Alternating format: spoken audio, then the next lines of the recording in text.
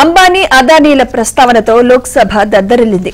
రాహుల్ గాంధీ ప్రసంగానికి ప్రభుత్వ పక్షం తరచూ అడ్డు తగిలింది.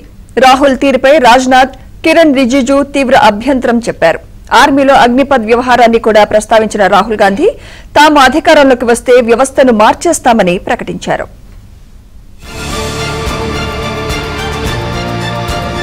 పార్లమెంట్ బడ్జెట్ సమావేశాలు హాట్ గా సాగుతున్నాయి. అదానీ, అంబానీ పేర్లను ప్రస్తావిస్తూ ఇద్దరు ప్రముఖ పారిశ్రామికవేత్తలు దేశంలోని మౌలిక వస్తువులను, ఆర్థిక వనరులను నియంత్రిస్తున్నారని రాహుల్ గాంధీ ఆరోపించడంతో గందరగోళం ఏర్పడింది.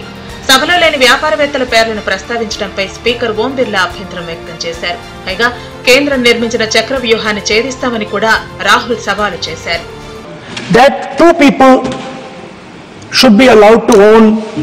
The entire Indian wealth. So one element of the Chakravyuh is coming from the concentration of financial power. The second element, sir, मैं budget को explain कर रहा हूँ sir. मैं आ रहा हूँ, वहीं आ रहा हूँ sir. So one element is financial power. The second element is the institutions, the agencies, CBI, ED, Income Tax Department of this nation, and the third is the political executive. Speaker sir, these three together are at the heart of the Chakravyuh. ఈ క్రమంలో జోక్యం చేసుకున్న parliamentary వ్యవహారాల శాఖ మంత్రి కిరణ్ రిజిజు రాహుల్ కు సభ నియమాలు తెలియవంటూ విమర్శించారు. రాజ్యాంగ వ్యవస్థలని ఆయన అపహాస్యం చేస్తున్నారన్నారు.